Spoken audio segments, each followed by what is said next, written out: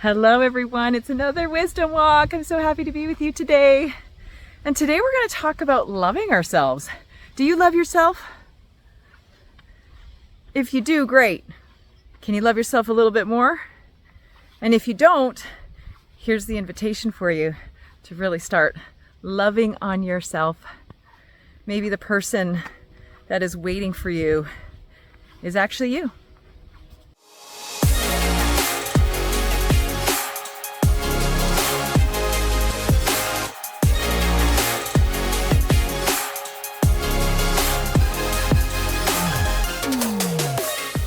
All right, everybody. So good to be with all of you again. And today we're talking all about love. I love this topic. In fact, I would call myself a bit of a love addict. I am a hopeless romantic. I love falling in love. I've fallen in love many, many times. I love love. And so it has been a big theme in my life. And I'm so blessed and I'm so grateful that I was raised in a very loving home. And I know that's not the case for everybody, but there is an opportunity for us to deepen our love for ourselves, which in turn ripples out into the world so we can love everybody else even more and love this experience that we've been gifted. So I want to share, I've been part of a little bit of a challenge, a 5-day kind of workshop hosted by my friend Jerry Turand. If you don't know her, she's an amazing love coach. And in fact, I'm going to put the link to join her community in the notes of this video. So please watch for that if you feel compelled. Anyway, so she did this 5-day how to love yourself through transition. And Lord knows we are going through transition. No matter where we are in life, what we know for sure is that everything is always changing, isn't it? And so we're always in this constant flow of transition. And if you've caught some of my videos as of late, you know that I've also been moving through a lot of this self-criticism, this judgment energy. And, you know, I asked myself the question when I saw this opportunity to lean into this event. And I thought, well, I love myself. I'm pretty good at loving myself. And then I got really honest with myself. And I thought, maybe there's some things showing up in my life where maybe I'm not loving myself as much as I think I am. And this wasn't about being critical and judging myself for not loving myself enough, because then, is that an act of love? No. It's easy to spiral into that, isn't it? Oh my God, I haven't been loving myself enough, so then we're mad at ourselves and beating ourselves for not loving ourselves enough, which is not very loving. Oh, the spiral. But the point is that it's easy for us to forget what love means to us, and it's easy for us to forget how to love ourselves unconditionally. I have been really hard on myself. I have been an overachiever, the people pleaser. And so for me, it's been a challenge to not be hard on myself, because I thought being hard on myself is what would make me do better or be better. But understanding now that shame and criticism will not elicit change for me, positive change for me, I've started to shift that energy. And instead, when I'm doing things that might be perceived as wrong or out of character for me or out of integrity for me, instead of going into shame and guilt and beating up on myself, what I'm doing is I'm gently holding myself. I'm meeting my inner child. I'm meeting the wounded parts of myself, the shadow parts of myself, in order for me to gently love and hold myself sacred, giving myself a whole lot of grace. You know, it reminds me of a tribe in Africa. When somebody does something wrong in the village, instead of incarcerating them and judging them and persecuting them, the whole village gathers around the person who did quote unquote wrong, and they tell that person how incredible they are. They speak the truth of their character and how they've maybe helped them along the way and the good things that they've done. So they actually turn that around and they show a deeper sense of love and regard, even though the person might have done something wrong. And I just think this is such a beautiful way for us to approach our own wrongdoing, or approach our own, again, we'll call them mistakes, that we make in life. And so it's this beautiful opportunity to be a bit more gentle with our spirit, with our essence. And so as I'm doing this workshop, she's giving us tools, and that's the acronym, TOOLS, TOOLS. And I want to share this acronym with you, and I want to share a little exercise that I absolutely love that Jerry does, that really helps us to come into a place of love for ourselves, but also for others as well. So the acronym of TOOLS, I'm not going to go into too much detail with you. I'm going to encourage you to join her community and catch some of her replays, which she's going to leave in there for all of you. But let me go through them with you. So the T in TOOLS is trust. And trust is a hard one, but it is a muscle. It requires us to practice trust. And the reality is that faith precedes the evidence that things are working out for us. And so part of trust is that faith piece of knowing that whatever happens, even if it's not how we think it's supposed to happen, knowing that whatever happens is exactly what's supposed to happen. There's no wrong way. It's all there for us in some regard. And so if we understand that, we can really start to strengthen that trust. And we can also strengthen our self-trust by building relationship within ourselves. The O, the first O in TOOLS, is observe. This is about becoming the witness in our lives. And you've all heard me talk about this at some point, if you watched any of the videos before, that being the observer is like the secret sauce, witnessing ourselves, doing things, feeling things without judgment, allows us to create more trust, allows us to discern better, allows us to really start to get to know ourselves instead of getting lost in ourselves. And so even just the other day, I caught myself with my daughter being a little dramatic. She was upset about something and I was holding space the way I thought I should. And she had a response, and her response caused me to have a response. And I actually became the witness in my experience, and I realized that I was falling into her energy field instead of maintaining my own and bringing her up to mine. Good observation. I'm not going to judge myself for how I responded, but I am going to leverage that. I'm going to learn from that. So being the witness allows us to be a better student in our own experience and get more value out of life. The third letter, another O, T-O-O, and on the second O, is open. To be open. To be open. What does that mean, to be open? It means allowing ourselves to be the student of life.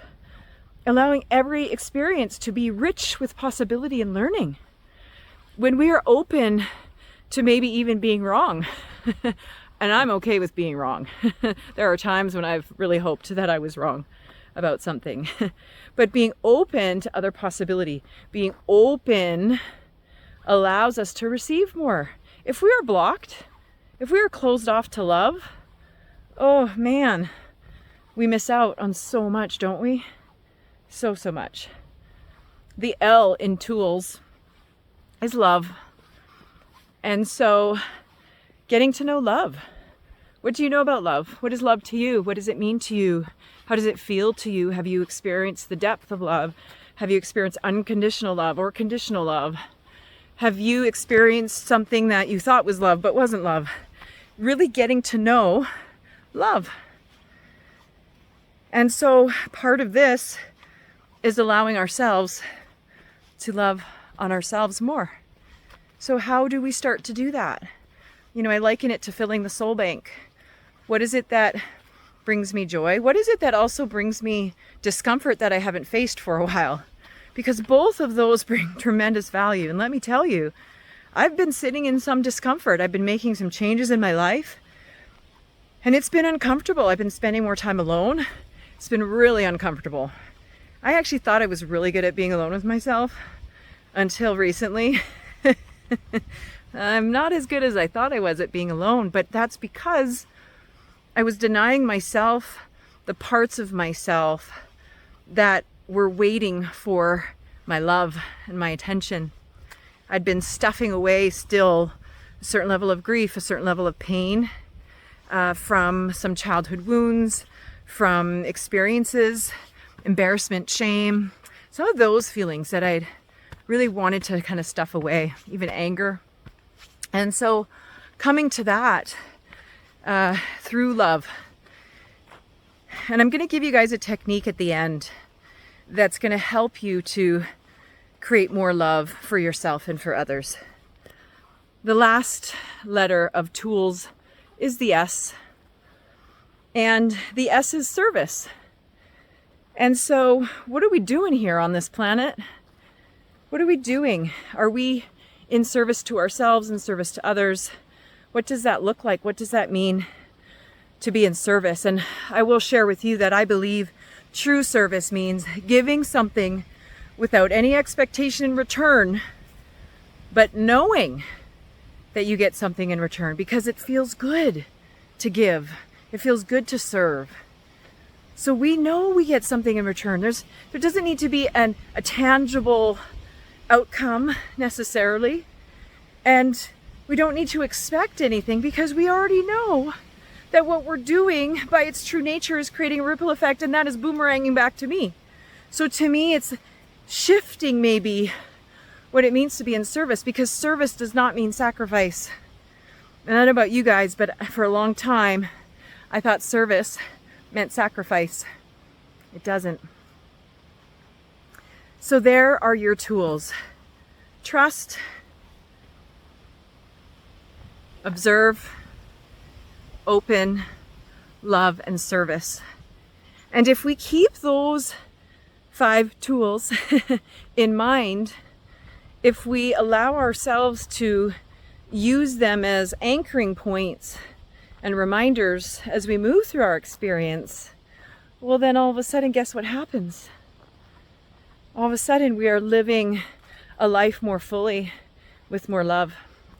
So let me give you this quick little technique. If you want to even close your eyes and come into a place of stillness for yourself, which I'm going to do here, just going to pick a tree. I want to invite you to do that and just take a few minutes. Okay, I'm going to find a tree. Here we go.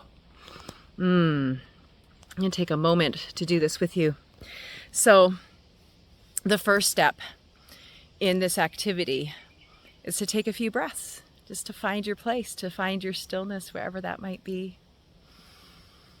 Oh, and as I take in a breath, I can smell, don't you love the smell of spring? I can just smell the fresh, the fresh buds on the trees. The blooms, the flowers that are starting to come out, just smelling so delightful. The lilacs are now coming out. Just taking a breath wherever you are. I am here, here I am. I am here, here I am. And so as we just allow ourselves to sink into a relaxed state, we're going to start by taking our eyes. And we're going to take our eyes and we're going to move our eyes down to our heart, so that our heart now has the eyes to view the world. And so just imagine now that your eyes have moved to your heart. Taking a breath in there. And so just witness those ears on the heart. Let those ears drop right down to the heart. And now witness your mouth. Now going down to your heart. Take a breath in and let that soak in. Your eyes, your ears, and your mouth are now embedded on your heart. And so taking in a breath and acknowledging that everything that we see, everything we hear, and everything we speak now comes from the place of the heart, allowing us to be more loving listeners, allowing us to be more loving speakers, allowing us to see the world through a more loving lens. And just taking in another breath or two here now and just allowing yourself to really let that soak in, and notice how that doesn't have to take long, right? That only took a few minutes just to drop everything into the heart So now as I move forward in my day, I'm letting that heart really guide me and really lead me through this lens of love, through a filter of love. So I hope that you feel the love today. I'm sending it out to you. May you feel the unconditional love that is bestowed upon you from Divine. Thanks for tuning in again. I love being with all of you.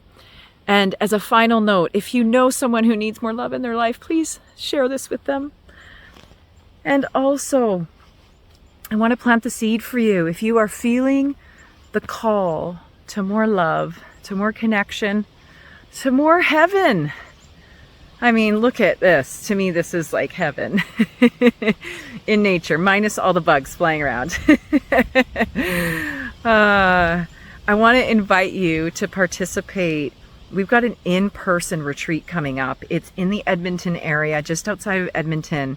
It's called Ignite Your Heaven, and it's coming up in July. We're 50% sold out, and I would love for you, if you feel the call, to reach out and to join us in person.